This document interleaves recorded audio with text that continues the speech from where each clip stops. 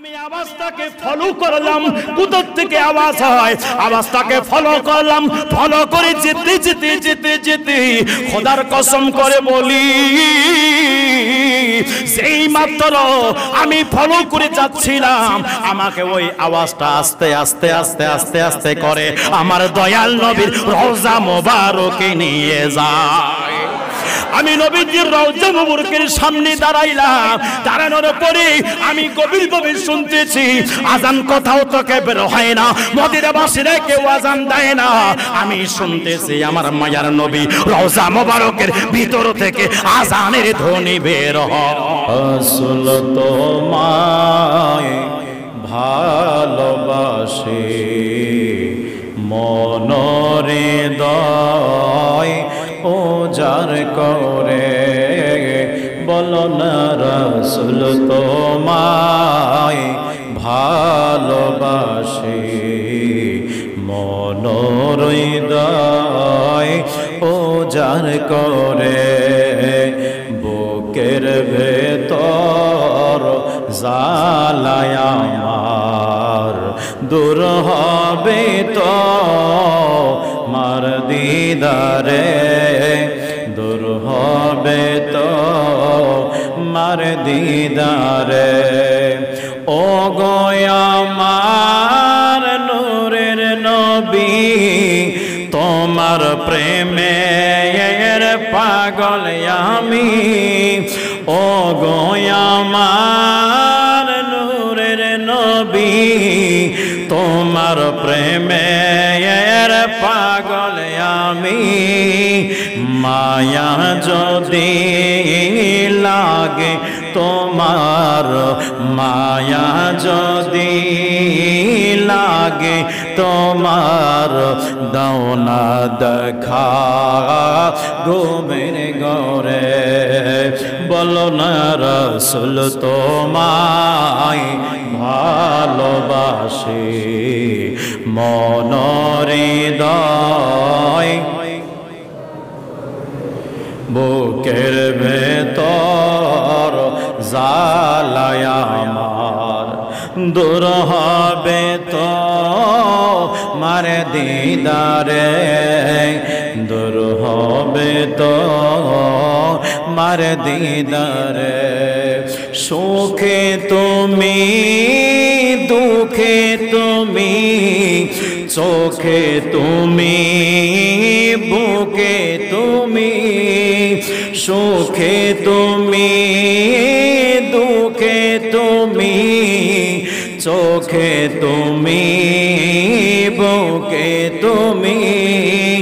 জন্ম আমার বাংলাদেশে, জন্ম আমার বাংলাদেশে, রেখেছো আমায় পাগল করে। জন্ম আমার বাংলাদেশে, রেখেছো আমায় পাগল করে, বলো না রাসূল তোমায় ভালোবাসি মনরে দয় ও যার করে, বুকের ভেতর জ্বালায় আমার দূর হবে তো মার দিদারে, দূর হবে তো মার দিদারে। মদিনার যুবকদের মধ্যে একটা নতুন একটা জজবা তৈরি হলো, নতুন একটা জজবা পয়দা হলো যে ইয়াজিদ এই কখনো খলিফা হতে পারে না, মুসলমানদের শাসক হতে পারে না, মুসলমানদের সরদার হতে পারে না। যে ইয়াজিদের কাছে আওলাদ রাসূলের দাম নাই, যে ইয়াজিদের তরবারি আওলাদ রাসূলের গর্দান মোবারক উঠেছে, সে কখনো আমাদের পরিচালক হতে পারে না, আমাদের সরদার হতে পারে না, আমাদের প্রতিনিধি হতে পারে না। অবশেষে যুবকদের মধ্যে একটা ঐক্য চলে আসলো। ঐক্যের স্লোগান এটাই ছিল, আমরা জীবন দিয়ে হলো ইয়াজিদের প্রতিশোধ নিব। এই নিউজটা আবার, এই মেসেজটা আবার ইয়াজিদের কাছে পৌঁছানো হলো। ইয়াজিদকে মেসেজ এইভাবে দেওয়া হয়েছিল, ইয়াজিদ যদি নিজের গদি তো হারাবা নিজের জানটাও হারাবা যদি এরকম চুপ করে থাকো। কেন, কি হয়েছে? বলে মদিনার মধ্যে তোমার বিরুদ্ধে লোকজন তৈরি হয়ে যাচ্ছে। বলে তাই নাকি? বলে তাড়াতাড়ি জাল্লাত বাহিনী পাঠাও। তাড়াতাড়ি জান্নাত বাহিনী পাঠাইলেন, তাদেরকে একটা মেসেজ দিয়ে পাঠাইছেন, যারা আমাকে মানবে ছেড়ে দেবা, যারা আমাকে না মানবে, মহিলা হোক, পুরুষ হোক, যুবক হোক, যুবিত হোক, বৃদ্ধ হোক, যে অবস্থায় থাকুন না কেন, তাকে সেই অবস্থায় সেই জায়গায় গর্দানে ছুরি চালিয়ে দেবা। ওই সময় মদিনার মধ্যে রক্তে দ্বারা প্রত্যেকটি রাস্তাঘাট তালে লাল হয়ে গিয়েছিল, যেখানেই যান শুধু লাশ আর লাশ পড়েছিল। তো মদিনার মধ্যে যারা আক্রমণ চালায় আসলে এরা কখনো ইমানদার হতে পারে না। গভীর মনোযোগ ভাইরা আমার, হযরত ইবনে আব্বাস রাদিয়াল্লাহু তাআলা আনহু স্বপ্ন যোগে দেখলেন আল্লাহ রাসূল সাল্লাল্লাহু আলাইহি ওয়াসাল্লামের হাত মোবারকে একটি শিশি বোতল ছিল। দয়াল নবীজির দাড়ি মোবারকে মাটি মোবারক লাগা, ধুলোবালি লাগাল আছে। এবার হযরত ইবনে আব্বাস রাদিয়াল্লাহু তাআলা আনহু নবীজির কদম মোবারকে নিজের মা বাবার জান কুরবানি করে দিয়ে সে বলল, ইয়া রাসূলুল্লাহ, আপনাকে এই অবস্থায় কোনোদিন দেখি নাই, নবী গো আপনার কি হয়েছে আজকে? গভীর মনোযোগ ভাইরা আমার, আপনার হাত মোবারকে শিশি কেন? ইয়া রাসূলুল্লাহ বলেন, আপনার হাত মোবারকে কেন শিশিগুলো রয়েছে? যুবক ভাইরা, আল্লাহর নবী ডাক দিয়ে বললেন, ও ইবনে আব্বাস, শোনো শোনো, এই রক্তগুলো, এগুলো হলো রক্ত। আমি সকাল থেকে আমি কারবালার ময়দানে ইমাম হুসাইন সহ তার মোহাব্বতে যারা জীবন উৎসর্গ করেছে তাদের সকলের রক্তগুলো সংগ্রহ করতেছিলাম। হযরত ইবনে আব্বাস রাদিয়াল্লাহু তাআলা আনহু ডাক দিয়ে বলেন, ইয়া রাসূলুল্লাহ, নবী গো, ও মায়ের নবীজি, কি কারণে সংগ্রহ করতেছেন এগুলো? এইবার আবার নামায়ার নবী ডাক দিয়া বললেন, কিয়ামতের ময়দানে আমি রাসূল পাক আল্লাহর দরবারে এই রক্তগুলো পেশ করে দিব, আর আল্লাহ তাআলাকে বলবো, আল্লাহ, এই রক্তগুলোর বিচার চাই। আমার আল্লাহ বলবেন, কি বিচার চান? বলেন, ইয়া রাসূলুল্লাহ, ও আমার হাবিব, আপনি যা চাবেন তাই হবে। বলেন, কি চান? আমার মায়ের নয়। বলে, আল্লাহ, এর বদলা এটা মায়ের বদলে মায়ের হবে না, এর বদলা আমি এটাই চাই, আমার নওয়াসা সহ শহীদের রক্ত এক এক ফোঁটার ওসিলায় আমার জাহান্নামী উম্মতদেরকে বের করে জান্নাতি করে দাও। তাহলে শহীদের রক্তের দাম আছে কি আছে না? যারা বলে ওসিলা চলবে না, তাহলে এই জায়গায় শহীদের রক্ত যারা, আরে দেহ মোবারকের শান তো আলাদা, রক্ত মোবারকের ওসিলা অসংখ্য পাপী তাপী গুলো জান্নাতে চলে যাবে, জাহান্নাম থেকে বের হয়ে যাবে। যুবক ভাইরা আমার, তাহলে বোঝা যায় শহীদের রক্তের একটা দাম আছে, শহীদের রক্তের মর্যাদা আছে, শহীদের রক্তের দামের এমন দাম আছে, এই শহীদের রক্ত মোবারকের ওসিলায় হাজার হাজার পাপী গুলো, হাজার হাজার জাহান্নামী গুলো আমার মায়ার নবী তাদেরকে বের করে নেবে, বের করার পরে জান্নাতে চলে যাবে। যুবক ভাইরা, তাহলে শহীদের রক্ত মোবারকের ওসিলায় যদি জাহান্নামী জান্নাতি হয়ে যায়, শহীদের রক্ত মোবারকের ওসিলায় যদি গুনাহগারের গুনাহ মাফ হয়ে যায়, শহীদের রক্ত মোবারকের ওসিলায় যদি নাফরমানি মাফ হয়ে যায়, তাহলে একবার চিন্তা করে দেখেন, একবার চিন্তা করে দেখেন, শহীদের রক্তের দাম বেশি না আমার নবীর দাম বেশি?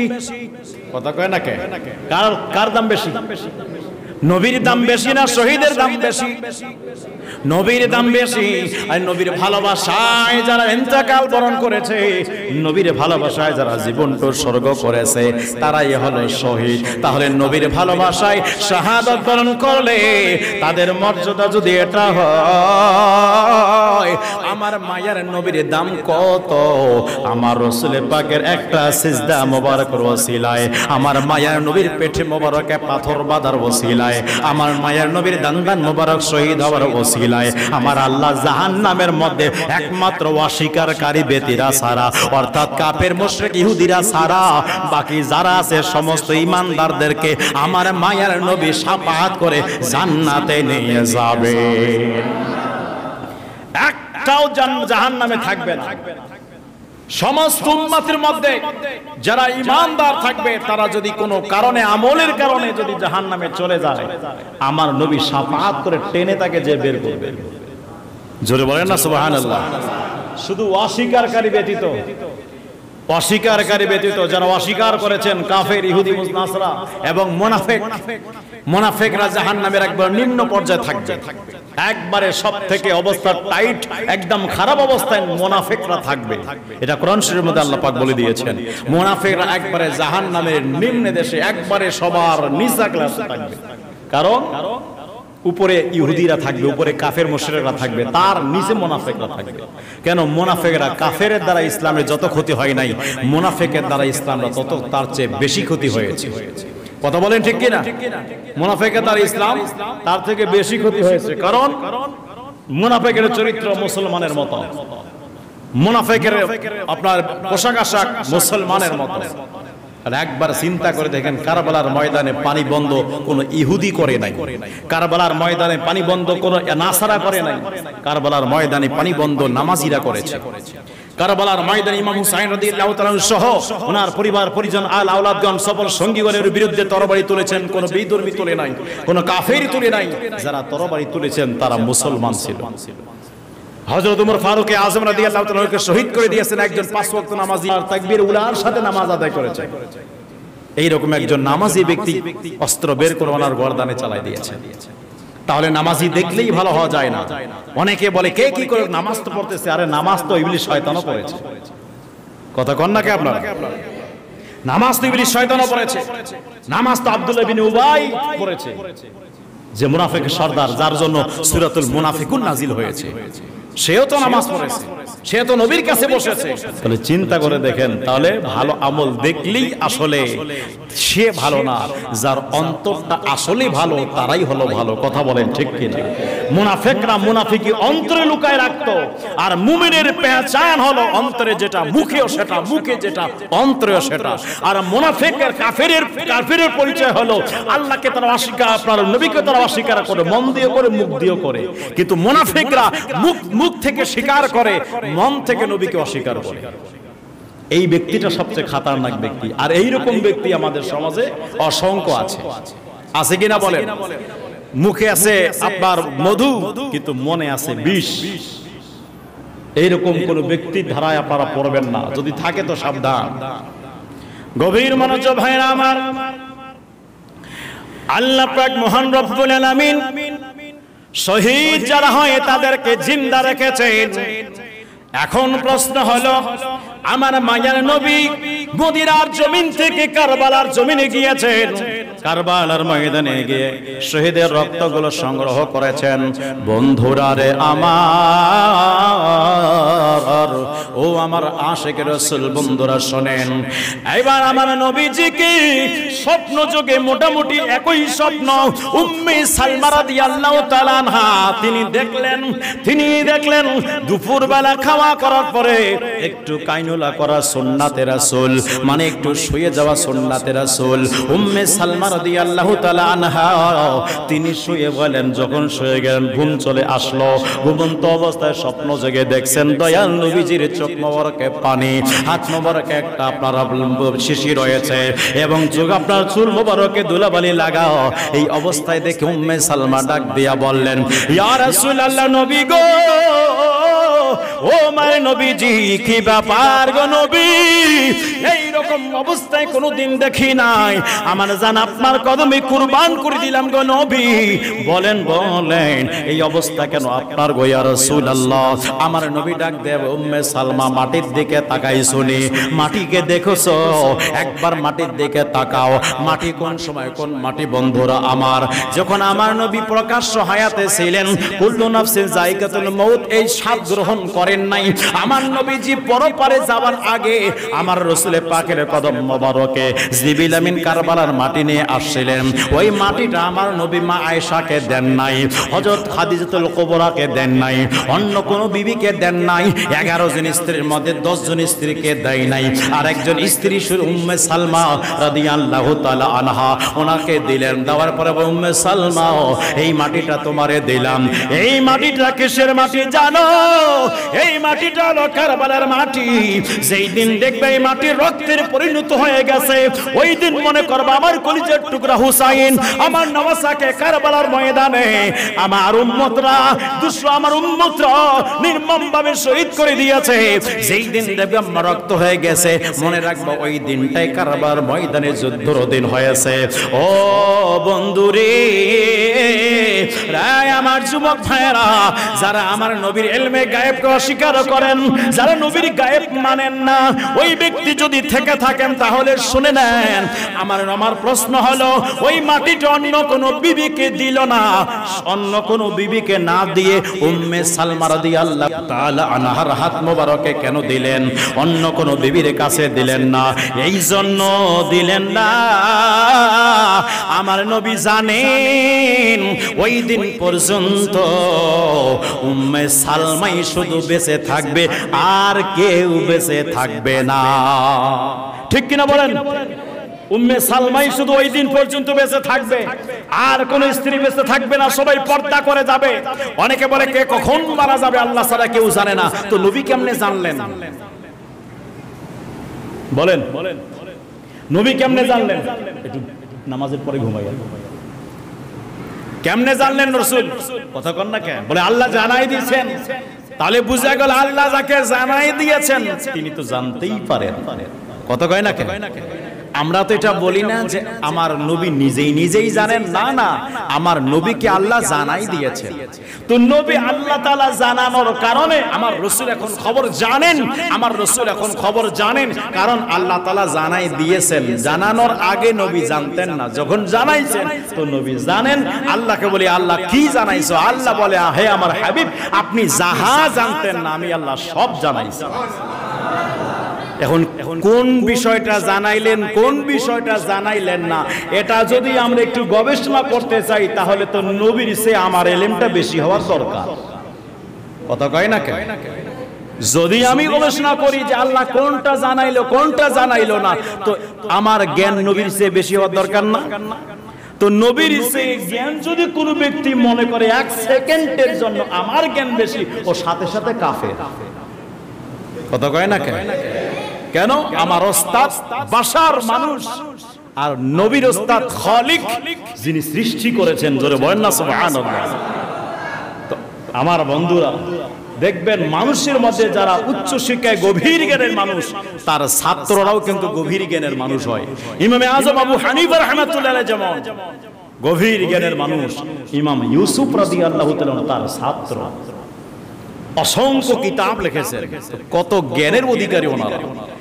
তাহলে বাশার যারা মানুষ, এরকম একজন গভীর জ্ঞানী মানুষের ছাত্র অবস্থা যদি এই কোয়ালিটি হয়, তাহলে যাকে রব তাআলা শিক্ষা দিয়েছেন তেনার শান কেমন হবে, তেনার জ্ঞান কেমন হবে? জোরে বলেন না সুবহানাল্লাহ। গভীর মানুষ ভাইরা আমার, এইবার নবীজির কদম মোবারকে উম্মে সালমা জিগাইলেন, ইয়া রাসূলুল্লাহ, নবী গো, ও মায়ে নবীজি, কোথা থেকে আসতেছেন গো নবী? এই অবস্থা কেন গো ইয়া রাসূলুল্লাহ আপনার? আমার মায়ের নবী ডাক দিয়া বললেন, উম্মে সালমা, ও উম্মে সালমা, শোনো শোনো, আমি কারবালার ময়দান থেকে আসতেছি। আজ আমার কলিজার টুকরা হুসাইনকে শহীদ করে দিয়েছে। আমি ওখানে ছিলাম, আমার হুসাইন যখন গোড়া থেকে পড়ে যাচ্ছিল, আমি নানা জান গিয়ে আমার নওয়াসাকে আমার কোলের মধ্যে তুলে নিয়েছি। রে বন্ধুরে আমার, যেই ব্যক্তি মরণের সময় আমার দয়াল নবীরে দেখবে, ওই ব্যক্তির গলা যদি দুখণ্ডিত করে দেওয়া যায়, তারপর তার কোনো কষ্ট মনে হবে না। কেন, কি কারণে জানেন? আল্লাহ তাআলা আমার নবীরে এত সুন্দর বানিয়েছেন, এত সুন্দর বানিয়েছেন, মরণকালে যদি কোনো ব্যক্তির শিয়রে আল্লাহর নবী চলে আসেন, ওই ব্যক্তির মরণের যন্ত্রণা হলেও সে বুঝতে পারবে না। কারণ যে এরকম ভাবে ইউসুফ নবীকে দেখতে গিয়ে মিশর নারীরা লেবু কাটতে গিয়ে আঙ্গুলগুলো কেটে ফেলেছে, ব্যথা হয় কিন্তু বুঝতে পারে না, রক্ত প্রবাহিত হয় বুঝতে পারে না। যুবক ভাইয়েরা আমার, ইউসুফ নবীজির সৌন্দর্য আমার মায়ের নবীর সৌন্দর্য থেকে আল্লাহ তাআলা বানাইছেন। তাহলে ইউসুফ নবীকে দেখে এই অবস্থা যদি হয়ে যায়, আমাদের মরণকালে যদি আমরা আমার নবীরে পেয়ে যাই, ইনশাআল্লাহ তাআলা মরণের কোনো যন্ত্রণা হবে না। পাই যদি নবী গো আপনার দিদার, মৌতের যাতনা থাকিবে না আমার। পাই যদি নবী গো আপনার দিদার, মৌতের যাতনা দয়া যে করিয়া দিন গো দিদার, দয়া যে করিয়া দিন গো দিদার। ইয়া রাসূলুল্লাহ ইয়া হাবিবাল্লাহ, ইয়া রাসূলুল্লাহ ইয়া হাবিবাল্লাহ। জোরে জোরে বলেন না ইয়া রাসূলুল্লাহ। এই জন্য বন্ধুরে, রাজযুবক ভাইরা রে আমার, গভীর মনোযোগের কান লাগান। আমার মায়ের নবী যে জিন্দা নবী, হায়াতুন নবী, কারবালার ময়দানে ঘটনাটি ঘটতেছিল, যুদ্ধ চলছিল। আল্লাহর নবী রওজা মুবারক থেকে দেখার ক্ষমতা আছে কি আছে না? বন্ধুরে, যেই নবীজি রওজার ভিতর থেকে কারবালা দেখতে পারে, ইরাক দেখতে পারে, মদিনার জমিন থেকে, মদিনার দেশ থেকে, যুবক ভাইরা অন্য দেশের অবস্থা যদি পর্যবেক্ষণ আমার নবী করতে পারে, জবানটা ছেড়ে দিয়ে বলবেন, ওই রাসূলের পাক আজকে আমাদের মতো গোলামদের মনের ভিতরে কি চলে এটা দেখার ক্ষমতা আছে কি আছে না? যুবক ভাইরা, আমার মায়ার নবী কেমন নবী একবার চিন্তা করে দেখেন। যজিদের জাল্লাত বাহিনী যখন মদিনার মধ্যে প্রবেশ করলো, ওই মদিনার মধ্যে প্রবেশ করার পরে মানুষকে একদম গরুর মতো জব করা শুরু করে দিয়েছিল। যুবক রে বন্ধুরি, ওই মদিনার মধ্যে 3 দিন পর্যন্ত আযান হয় না, ইকামত হয় না, নামাজ হয় না। কেউ ভয়ের কারণে বাসা থেকে বের হয় না, বাসা থেকে বের হইলেই মেরে দেয়। এইরকম একটা অবস্থা ছিল রে। আমার মায়ার নবী হাদিসের মধ্যে বলেছেন, আমার রাসূল পাক বলে দেয়, মদিনাবাসীকে যারা ভয় দেখাবে তারা গলে যাবে, গলে যাবে।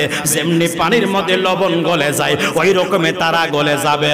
রাজযুবক, ওই মদিনা শরীফের মধ্যে যারা রক্ত রঞ্জিত করলো, মদিনা শরীফে মসজিদে নববীতে যেখানে উস্তনে হান্নানা আছে, যেখানে মিম্বারে রাসূল আছে, যেখানে নবীজির রওজা মুবারক আছে, যেই মসজিদে 1 রাকাত নামাজ আদায় করলে 50,000 রাকাতের নামাজের সওয়াব পাওয়া যায়, ওই মসজিদের ভিতরে ঘোড়াগুলো বেঁধে রেখেছিল। যুবক ভাইরা আমার, যেখানে মানুষ সিজদা দেয় ওই জায়গায় ঘোড়াকে দাঁড়ায় পায়খানা প্রস্রাব করায়, একদম মসজিদে নববীকে নাপাক করে দিয়েছিলেন, নাপাক করে দিয়েছিল।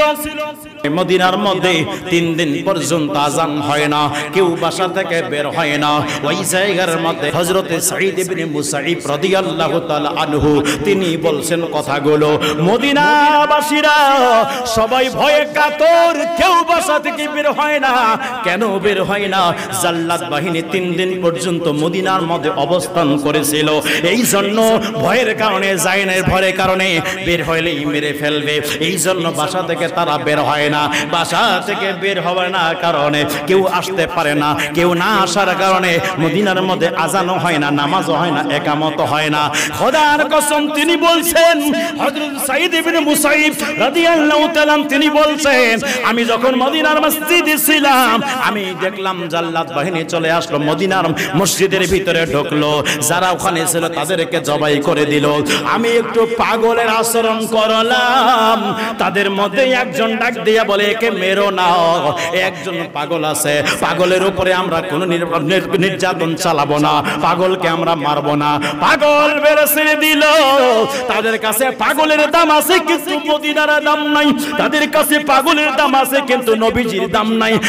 যুবক ভাইরা, একবার চিন্তা করে দেখেন, আজ যারা ইয়াজিদের প্রশংসা করে আপনি কেমনে তার পক্ষে থাকেন, যারা ইয়াজিদের গুণগান গায় আপনি কিভাবে তাদের পক্ষ নিতে পারেন? এই জন্য সাবধান, জীবন দেব কিন্তু ইমান দেব না। কোন ইয়াজিদি বাহিনীকে আমরা সমর্থন করতে পারি না, পারি না, পারি না। ঠিক কিনা বলেন? যুবক ভাইরা রে, এইবার সাঈদ ইবনে মুসাইয়িব রাদিয়াল্লাহু তাআলা আনহু তিনি ডাক দিয়ে বলছেন, খোদার কসম করে বলছি, ওই সময় আমি কে দেখলাম, আমি দেখতেছিলাম মদিনার মধ্যে আপনার কোনো সময় জন্য আজানও হয় না, কোনো সময়ের জন্য কোনো আজানও হয় না, নামাজও হয় না। ওয়া কানা লা ইয়ারিফু ওয়াক্তিস সালাত, আমি ওই নামাজের সময় বুঝতে পারতাম না। মদিনাবাসী সবাই ভয়ে আতঙ্কিত ছিল। কিন্তু শুনেন, তিনি বলেন ইয়াসমাউহা, আমি সময় মতো শুনতেছিলাম, আমার কানের মধ্যে আজানের ধ্বনি আসতো, আমার কানের মধ্যে ইকামতের ধ্বনি আসতো, আমার কানের মধ্যে নামাজের ধ্বনি আসতো। যখন তিনি দেখলেন কি ব্যাপার, মদিনার মধ্যে থেকে আজান দেওয়ার জন্য আসে না, আজানের সময় আজান থেকে হচ্ছে, কারণটা কি, কোথা থেকে আজান আসতেছে, আওয়াজটা কোথা থেকে আসতেছে, কেউ তো বের হয় নাই, কেউ তো বের হয় নাই, সবাই তো বাসার মধ্যে আছে। ইনি বলছেন, আমি আওয়াজটাকে ফলো করলাম, কোথা থেকে আওয়াজ হয়, আওয়াজটাকে ফলো করলাম, ফলো করে যেতে যেতে যেতে যেতে খোদার কসম করে বলি,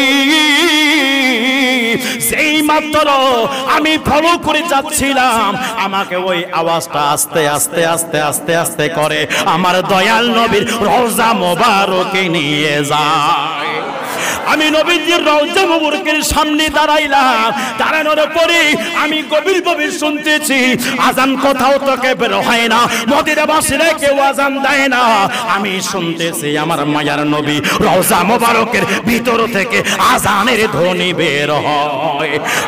যুবক ভাইরা, মুসল্লি বাবাজিরা গো, গভীর মনোযোগের কাল লাগান। সেই রাসূল মদিনা থেকে কারবালা যেতে পারে, সেই রাসূল নানাজান ইমাম হুসাইনের সালামের উত্তর দিতে পারে, সেই রাসূল পাক মদিনার মধ্যে মসজিদে নববীতে আজান ইকামত বন্ধ হয়ে গেলে সেই রাসূল আজান ইকামত দিতে পারে, নামাজও পড়াইতে পারে। জবানটা ছেড়ে দিয়ে বলেন, ওই নবী এখনো জিন্দা আছে কি আছে না? আমাদের আকীদা হলো এটাই, আমরা এটাই বিশ্বাস করব, আমরা এটাই মানব।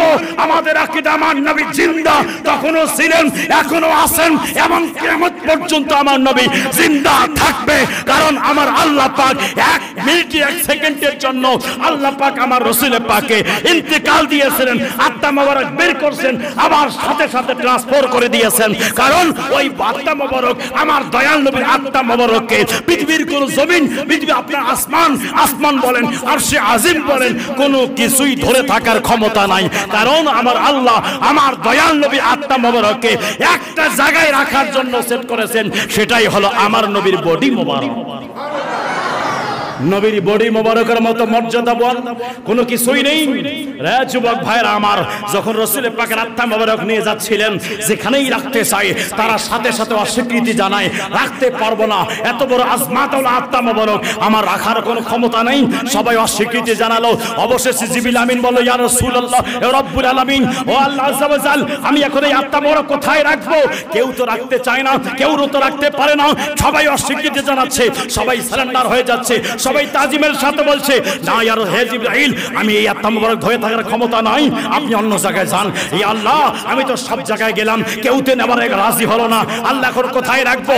আল্লাহ ডাক দিয়ে বলে, জিবরাইল, ও জিবরাইল, তুমি টেনশনে পড়ে গেছো, আরে যাও যাও, আমি আল্লাহ পাক ওই আত্মা মোবারকের জন্য একটাই শুধু বডি বানিয়েছি, যেই বডির মতো না আরশে আজিমের মর্যাদা আছে, না লৌহ কলমের মর্যাদা আছে, না ফারশের মর্যাদা আছে, না জিবরিল আমিন সিদরাতুল মুনতাহার মর্যাদা আছে। আরে না, সব থেকে আফজাল করে ওয়া ইন্নাকা লাআলা খুলুকিন আযীম করে আমি আল্লাহর নবীর বডি মোবারককে সৃষ্টি করেছি। আত্মা নিয়ে যাও, আমার নবীর বডি মোবারকই রেখে দাও। জোরে কন্না সুবহানাল্লাহ। এই জন্য নবী হলো হায়াতুন নবী, এই জন্য নবী হলো জিন্দা নবী। যেই ব্যক্তি বলবে নবী মুর্দা, সাথে সাথে তার সঙ্গ ছেড়ে দিবেন, কারণ সে বেঈমান, আপনাকে বেঈমান বানাতে চায়। কথা বলেন ঠিক কিনা? যুবক ভাইরা আমার, মুরব্বী বাবাজিরা আমার, যারা যেখান থেকে শুনছেন কথাগুলো, এগুলো হলো ঈমানি আলোচনা। আপনার ঈমান যদি না থাকে, আমল নিয়ে কোনো লাভ নাই। ঈমান থাকবে, আপনার আমলের দাম আছে।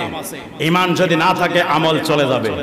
তাহলে একটা চিন্তা করে দেখেন, আজ বর্তমান সময় কিছু সংখ্যক ব্যক্তিগুলো ইয়াজিদের গুণগান গাচ্ছে। তো যেই জবানে ইয়াজিদের গুণগান আসে, ওই জবান দ্বারা রাসূল পাকের গুণগান আসতে পারে না। কথা বলেন ঠিক কিনা?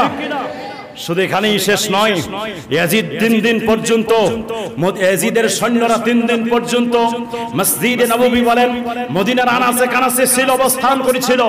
অবশেষে তাদের প্রতিনিধি বলল, আমরা এখানে হয়ে গেছে, আমরা এখন তাণ্ডব চালাবো কোথায়? আমরা এখন মক্কা নগরীতে তাণ্ডব চালাবো।